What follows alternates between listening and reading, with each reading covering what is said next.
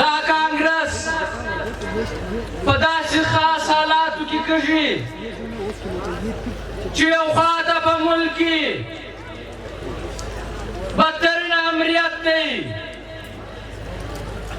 آئین او قانون تر پښو لاندې سوی دی پارلمان عدلیه میډیا آزاده نه ده په ملک کې ګراني ده بدامني ده دهشتګردي ده پښتون خاوره چې د بولانه ته چتراله اټک میاوالی پکښې دا په وینو لمبل کېږي عزیزانو نن د سوات رانیولي تر وزیرستانه تر کوټې تر کراچي داسې ورځ نسته چې د پښتون افغان مینه نه تویول کېږي نن ستا په وطن کې بیا یو دهشتګردي را روانه ده تاسو ټول په دې خبر یاست چې په سوات کې یو بدترینه دهشتګردي راغله په زرګونو سواتیان د دې دهشتګردۍ شکار سو په لکونو خلک آی ډي پي سو د دوی خپل کورونه کاروبارونه هر څه پاته سو دوی په دې ملک کې او د ملک د باندې په وتلو مجبور سو بیا دغسې حالات په فاټا کې رالو بالخصوص په وزیرستان کې چې د دنیا جان ټول عالمي دهشتګردان که عربو که چچنو که ترکمنو که نورو دا یې ټوله دلته راوستل دلته یې ټریننګ سنټران جوړ کړو پیسې یې ورکړې وسلې یې ورکړې دا اختیار یې ورکړئ که څوک وژنئ که دماکه کوئ که ټارګېټ کیلینګ کوئ که بته غواړئ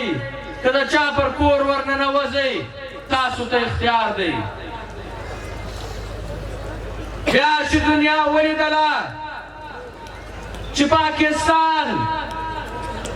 د عالمي دهشتګردو یو مرکزه جوړه سوه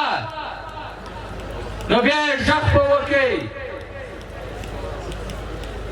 چې دا تا څه روان کړي دي په 2014 کې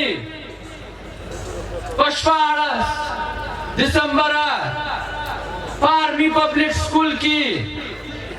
یو ډېره دردناکه دهشتګرده حمله وسوه چې په هغه کې د 1.5 سلزه زیات پښتانه بچي شهیدان کړل سو بیا ټول سیاسي پارټیانو د نیشنل ایکشن تحت دا منډیټ ورکوي چې د دهشتګردانو په خلاف به اپریشن کېږي عزیزانو دا اپریشن چې د دهشتګردانو په خلاف به کېدی دا د پښتنو په خلاف وسو د فاټا د وزیرستان په لکونو کورونه دا یې په بمانو والوزول تجارتي مرکزونه یې ختم کړل مارکیټونه یې ونړول په زرګونو وزیرستانیان دا یې په شهادت ورسول او په لکونو یې مجبوره کړل چې دوی د آی ډي پیز کیمپ ته لاړ شي نن دا پښتون افغان له تا دا سوال کوي آیا دا اپریشن چې تا د دهشتګردو په خلاف کولی ته مشترا وشوه چې تا کم دهشتګردان په دې کې نیولي یا د مړه کړي تا هغه ټولو ته لاره ورکړه و محفوظو مقاماتو ته دوی منتقله کړل او نن تاسو ویناست یو نام نهاده پښتون جرګه جوړه کړې ده د فیض احمد د جنرال فیض احمد په سربراهۍ کې چې هغه به د هغه دهشتګردو سره چې دوی دا دعوه کوله چې دا موږ د دې وطنه شړلي موږ دا ټول ختم کړي موږ دا ټول وزیري دي نن د هغوی سره معاهده روانه ده چې راسئ بیا تاسو ته پښتون وطن ترلاسه کوو تاسو ته وسلې درکوو اختیارات درکوو بیا د پښتون په وینو باندې لوبې وکړئ عزیزانو زموږ ګران وطن زموږ د نیکهګانو وطن زموږ ګران افغانستان نن د جبر لاندې دی زموږ ملي سټیټ زموږ تشخص زموږ شناخت زموږ غرور زموږ هر څه تر پښه لاندې سوي دي دا ته په دې ساده دغه کې به نه ګورو هلته خبره د حکومت د نیولې نه وه هلته خبره د ډاکټر اشرف غني د وتلو نه وه هلته خبره ستا د ادارو وه هلته خبره ستا د بند کمال خان د کجکۍ وه هلته خبره ستا د وسایلو وه هلته خبره ستا د ترقۍ وه ستا د سیالۍ وه ستا د ډیپلوماټیک تعلقات وه هلته خبره ستا د دوستۍ وه هلته خبره ستا د هغه معیشت وه چې هغه په دې ملک پاکستان زیات مضبوطه و هلته خبره د شعور وه هلته خبره د بیدارېدو وه هلته خبره د افغان د سرلوړۍ وه هلته خبره د تعلیم وه د سیاست وه د سیالۍ وه د برابرۍ وه هلته خبره د انسانیت وه د مسلمانۍ وه نن ستا هر څه له منځه لاړو ستا هغه رپانده بیرغ چې په ټول جهان کې به رپېدی نن هغه بیرغ نسته ستا هغه ملي سرود چې د افغان په سرلوړۍ کې په مبارزې کې د افغان په جنګونو کې به دی یو ډېرام کردار ادا کوئ د خلکو جذبې به راپورته کولې نن هغه ملي سرود له منځه لاړی نن ستا هغه نوم د تاریخي افغانستان نوم نن هغه نشته نن ته بې شناخته یې نن ته بې کور یې نن ته بې مرکزې یې عزیزانو دا د تاریخ جبر دی دا زموږ غلامي ده چې نن په بهر کې یو پاکستانی اوسي و ده ته ویل کېږي پاکستاني نژاد پلانکی نن موږ افغان نسو ویلی ځان ته تر دې بدترینه غلامي بل نسي کېدلی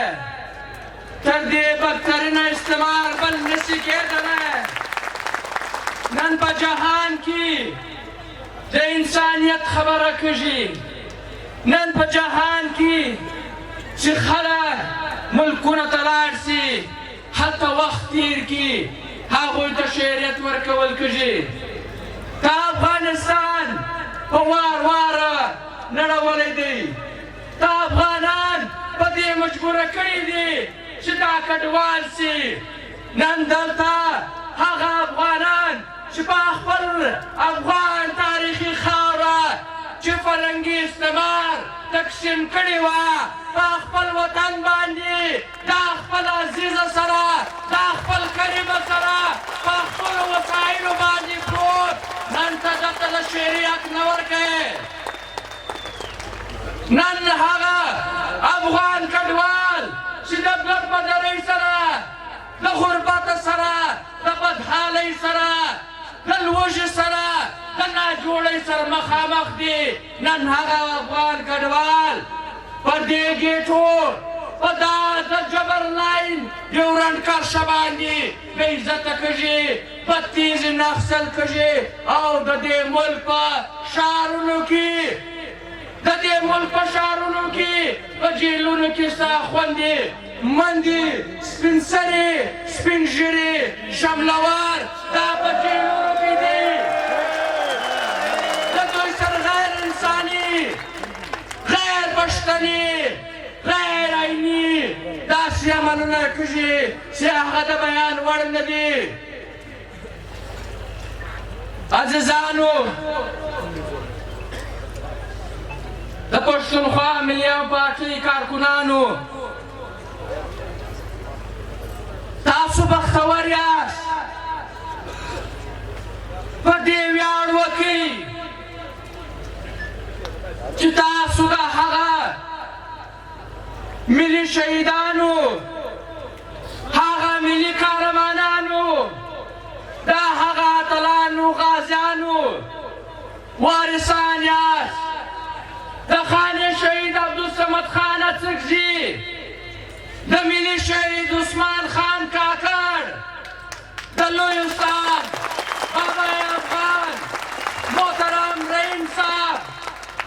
د محترم شیر علي باچا د محترم لوی پوهان شاهی کمال خان شیرانی د محترم عبدالرزاق دوتانی صاحب او ورسره په فخر باندې دا خبره کومه چې تاسو د مختار لالا په شکل د رضا لالا په شکل د بابت لالا په شکل د ژوندي کاروانانو د ژوندي اتلانو تاسو وارثان یاست تاسو بچیان یاست دا زموږ دپاره د فخر خبره ده عزیزانو که څه هم په دې ملک کې د پښتون خاوره دا تار تار پروته ده زموږ یو ډېر لویه برخه چې په یو غیر عیني طریقه په کلاچ سټیټ یونین کې شامله کړل شوه د انګریزي سامراج لخوا نن موږ دلته په شریکه صوبه کې اوسو موږ دا دعوه نه لرو موږ د بلوڅو پر یو انچ مځکه باندې په یوه ډبره باندې د یوې روپۍ پر وسایلو باندې موږ دعوهګیر نه یو موږ دا خبره کوو پښتونخوا ملي پارټۍ دا خبره کوي چې موږ د بلوڅو پر حقوقو باندې د یو چا سره به سودا نه کوو د سیندي پر حقوقو باندې د سیندي پر اختیاراتو باندې د سرایکي پر حقوقو باندې د سرایکي پر اختیاراتو باندې هېڅ رنګه د چا سره کمپرومایز نه کوو همدغه موږ دا خپل بلوڅ وروڼو زه د سیندیانو زه او دغسې د سرایکانو زه هم هیله لرو ځکه چې زموږ پښتانه در په دره دي بې کوره دي د بدامنۍ د وجې د بې زور روزګارۍ د وجې پابسي بدۍ د وجې چې موږ یې مجبوره کړي یو د هغې د وجې پښتانه په دې ملک کې په ګوټ ګوټ کې پراته دي او موږ دا په افسوس سره وایو موږ دا خواستن کو آیا ستۍ پر دا محکومه خاوره باندې د سیندې پر محکومه خاوره د بلوڅ په محکومه خاوره د سرایکي پر محکومه خاوره د پښتون افغان سره ظلم کېږي د ده سره جبر روان دی د ده استحصال روان دی د ده شعري حقوق چې په دې ملک کې آئین ورکړي دي هغه بنیادي شعري حقوق هغه نه ورکول کېږي لہذا په دې صوبې کې خپل بلوڅ ورور ته خواستم کوو عرضم ورته کوو چې موږ د یو بل سره پراته کام یو زموږ خاوره سره تړلې ده موږ ورته د زراو کاله یو تاریخ سره شریک دی راشه چې لاس سره ورکو راشه چې د یو بل په وژه باندې لاس کښېږدو د یو بل په حمایت کې راولاړ شو یو یووالی جوړ کړو او که دا یووالی موږ جوړ کړي نو دا ورځ لرې نه ده چې بلوڅ به هم د محکومۍ راوځي او پښتون به هم د محکومۍ راوځي عزیزانو د دې قومي کانګرس یو بل تاریخي اړخ هم دا دی چې په ډېر لوی تعداد باندې زموږ خویندو میندو له موږ سره په دې کې شرکت کړی دی تاسو یقین ومنئ تاسو باور وکئ دا کومې خویندې چې موږ راغلي نه دي د هغوی په زړه کې هم دغه جذبه ده د هغوی په سینو کې هم دغه ولوله ده هغه هم د دې پارټۍ په ملاتړ کې دغسې ولاړې دي لکه څنګه چې زموږ دا راغلي خویندې دي عزیزانو دا زموږ بدبختي اوسېدلې ده چې زموږ یو ډېره لویه آبادي چې هغه در 50 برخو زیات آبادي ده زموږ د وجود تر نیمې زیاته حصه دا شل اوسېدلې ده دا وجود زموږ د خپلو میرمنو د حق نه ورکولو د وجې که هغه د سیاسي حقو که معاشي حقو که کورني حقو که هغه معاشرتي حقو د نه ورکولو د وجې زموږ دا نیم وجود زموږ دا پښتون قومي تحریک دا نیمګړی و دا یوه نیمګړتیا موږ په دې وجې باندې زیاته بلو چې د دوی رول په تاریخ کې که هغه جنګي دی که هغه سیاسي دی که هغه زموږ د قام او د وطن د خدمت ښه دی هغه ډېر تاریخي اوسېدلی دی هغه رول نن بلکل پاته دی نو موږ خپلو خویندو ته دا خبره کړو چې ستاسو په ملګرتیا باندې د پښتونخوا ملي پارټۍ د دې مشرتابه په ملګرتیا باندې د دې کارکنانو پر حمایت باندې په ملګرتیا باندې موږ تاسو ته دا باور درکړو چې په راروان وختونو کې ډېر زر به که 10 زره زموږ دا ځوانان دلته وو 10 زره به زموږ خویندې له موږ سره په قومي کانګرس کې او زموږ په سیاسي جدوجہد کې به دلته به له موږ سره ولاړې دوی دا باور وکړئ دوی دا باور وکړئ چې ستاسو د مشرانو زړورتیا د دوی هغه په اواز کې هغه غرژاوي د دوی هغه سیالي هغه عزت دا ستاسو پر وجه دی ستاسو دې قربانیانو ستاسو دې جدوجہد دې تنظیم دې دا مشران سیالان کړي دي درانه کړي دي دا یې د نور و مخ ته د غر په شان دروړي دي نو تاسو ته په 2 لاسو باندې موږ سلام کوو